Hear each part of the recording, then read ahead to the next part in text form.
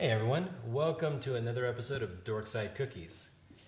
In this series, we're going through comic books that we like or are pertinent or whatever, and we're just kind of talking about them.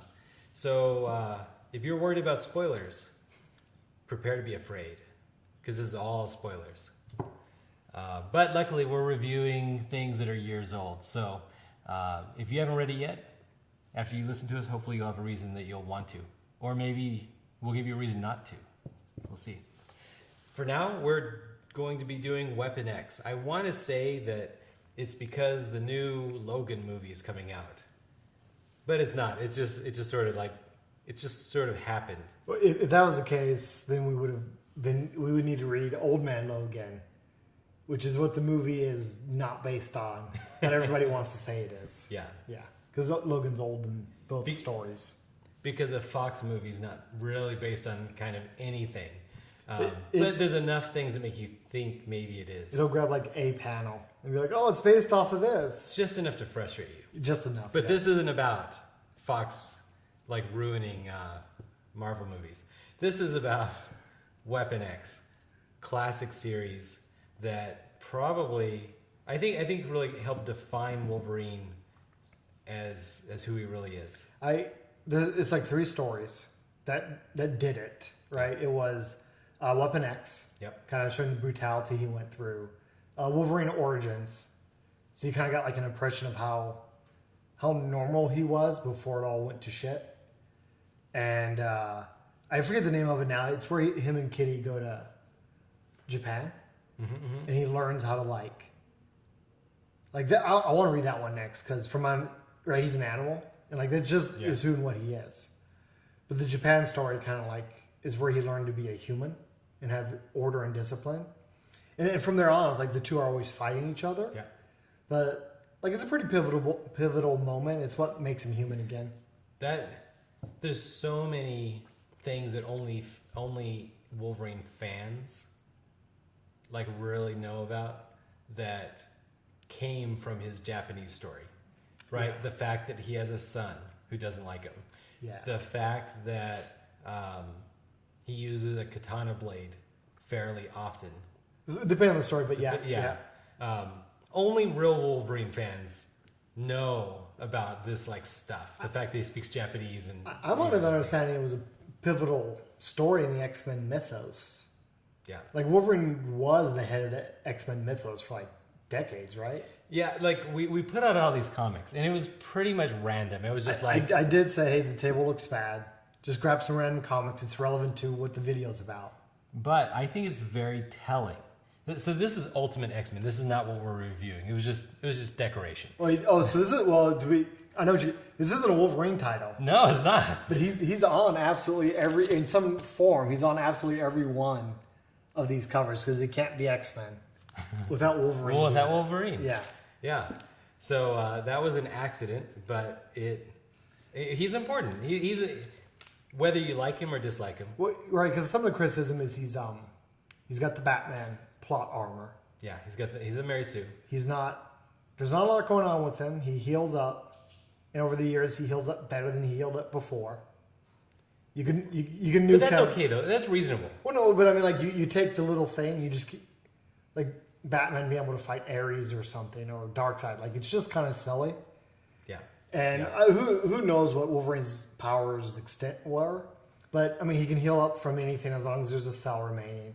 His adamantium claws can solve almost any problem. He's got some form of super strength, even though it's not, like, technically a part of his skill set. Yeah. I mean, like, he just keeps going further and further. He's not even a billionaire. He can't. It's not like he's paying for research. Yeah. So you could be like, well, Batman, he can have more gadgets because his gadgets just always get better. Actually, that's literally real. Like that's not even like that doesn't make sense. Yeah. No, Wolverine progressively getting more powerful. That doesn't really make much sense. I'm not up on recent Marvel. So, and I know he's dead now. So before he died, was he still like more and more powerful even without adamantium? I don't know. We're gonna have to find some like pivotal 2000 series. 2010 or whatever. Yeah. And I mean, we're kind of going. I think we're just kind of saying like you're getting an impression of our opinion of Wolverine What we were going into. Yeah, and so, like I mean, regardless of all the different stories that are out there that he plays a central figure in. yeah. I mean, right off the bat, I have to say I really enjoyed this book. It's the kind of Wolverine story I always wanted. Well, no, because like the key points of his story that I like is the fact that in some contexts he's a victim. So let's just kind of like let's box it into episode 1 because I don't want to rob the other what I think is episode 3, maybe episode 2. Well, no, but that's what the whole Weapon X story is about. Is that in some level, and this part of his mythos is that he was a victim, and this is the story that tells it all. And from the very first issue, like it perfectly captures who and what Wolverine's about. So I disagree a little bit. Oh, I disagree a little bit. Oh yeah. So I and we'll see episode by episode. Yeah. And maybe you'll change my opinion, or maybe I'll change your opinion. Sure. I think this story is more about the battle between our amygdala, our animal, and our humanity. And I think that by the end of the story, his animal being so fully released, like he already was losing the battle. Episode 1, issue 1, which is what we're talking about. He is well, sure. You see him like in an apartment. All he's talking about is how he has nothing, and he spends all of his time drowning that nothingness out with fighting and liquor, and I think there was drugs in there too. Like he's into he's into like some really heavy self-medication, and it's showing some government papers saying he was kicked out because he's unduly violent. And he maybe shot one of his coworkers or something. Yeah. It's something. I mean, they kind of get at it later. I just kind of want to point out, like at this point, where it takes place in the bigger universe, like people don't really know about mutants yet. Yeah, no, this is which I think is kind of important. Like he was keeping it hidden. Nobody knows he's like some crazy guy who can smell really well and he's got claws in his hand. He was keeping it hidden the whole time, and still his personnel file was like he's an animal. Out of control. He's a problem. So, and I think that so what I think about it's about, which is about the battle between man and animal, I think will be reinforced as we go issue by issue because of the fact that issue 1, we see him, he's got amnesia. He already doesn't know who. Yeah, I didn't. Now that reviewing this, I didn't expect that. I thought the Weapon X program solely is what gave him his amnesia. He already is losing control of himself, and I think that's very interesting because, like in the movies, it never feels like he sees red and suddenly he's like doing stuff. I think the closest one was movie 2. Okay. When the school got attacked. And he just kind of ran down the hallway murdering everybody. Yeah. And you saw in the latest Apocalypse movie. I mean, he was part of the Weapon X program in that one, though. Sure. Oh, yeah. But he just walks through the room killing everybody. Yeah. It's like you do get glimpses. Yes, you get glimpses, but just never really. He's completely out of control. He's out of control. He's out of control. Even before anything is done to him, he's struggling to control himself. Again, I really actually enjoyed that part. How much you see him being self-medicated. Yeah. Like it's a wonderfully dark part of this thing that's just completely on display here. Yeah. When was this made? Like, is this the same time when Tony was having a drinking problem and everything else? Like, I should double check that, but I mean, I don't know. I guess the only reason I'm pointing out is like that's kind of like a '90s thing. There was a bunch of like super edge stuff going on in the 90s. This feels like a 90s book, but it doesn't feel unnecessarily edgy either. Yeah, I don't know. You know, what this really reminded me of. So I grew up reading 1960s horror comics. So in the 1960s, there were far more like Tales from the Crypt style comics than there were darker superhero. stuff. That's the time of Addams Family. That's the time of the Munsters. There was like a big horror revival in geek pop culture, which there wasn't much of at the time. But what little there was, it was horror. Yeah. And the art style, the way that the scenes kind of like go back and forth, and you really have to kind of struggle to understand what's going on any given page. I suspect the artist and the writer did that with purpose, though. Mm-hmm. No, I think because this whole was like a huge disorienting time. Yeah. Sometimes it works really well. Sometimes it doesn't work as well as it could. Yeah. It's okay. I'm not going to knock it too much, but like sometimes the book is disorienting panel to panel. Yeah. You really later on, and when all the other guys are talking, the scientists. All the scientists are talking, and it's like 100% like speech bubble things, or what's telling you who's talking at the moment. That at first was super disorienting to me. I couldn't tell which bubble represented who. Yeah.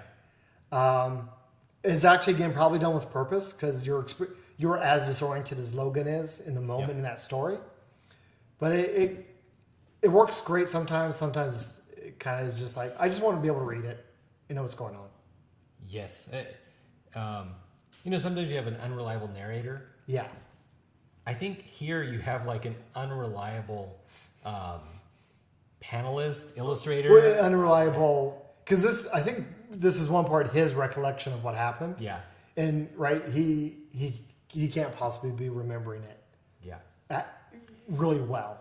I don't.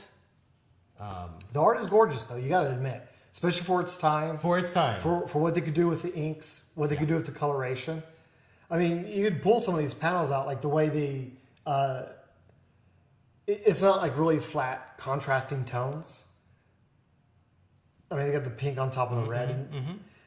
It almost feels a little bit like Watchmen-ish, the type of color palettes they were picking. Yep. Pink in one, pinkish reddish hue in one frame, followed up by like blues in another. Like I love the color palette. I kind of feel like it's kind of organic. It's kind of sick. Like I don't know, like. Well, because they're in a lab. A lot of the story takes place in a lab, so they're kind of like, even with the colors, they're kind of evoking that feeling. Yeah. One thing that, and I think you just touched on it a little bit, is as much as I kind of like the, I don't know, narrative, flowery description of everything step by step, everything is sort of symbolic and not just told to you. Everything you kind of have to like rip out what's happening. Well, even the very first, because out of nowhere you're getting like I know the Wolverine mythos, like already I know what's going on. Sure. But no, you're getting like the first book is getting spiced in with these images of a laboratory an ape's getting experimented on. Yeah. What that has to do with Logan, if you're coming in completely blind, you'd have no idea. And what drives me nuts is that's how issue 1 ends. Like, you've seen, you know that Wolverine has, he's self-medicating, he's upset, he's banging on a piece of glass like he's stuck in hell. He feels like something bad's coming, he can't control it. So lightning strike hitting the motel sign outside, him stuck in his hell, I guess, and the gorilla dead, I guess. Somebody's experimenting on a monkey or something. Yeah, and in a pretty disgusting blood everywhere way.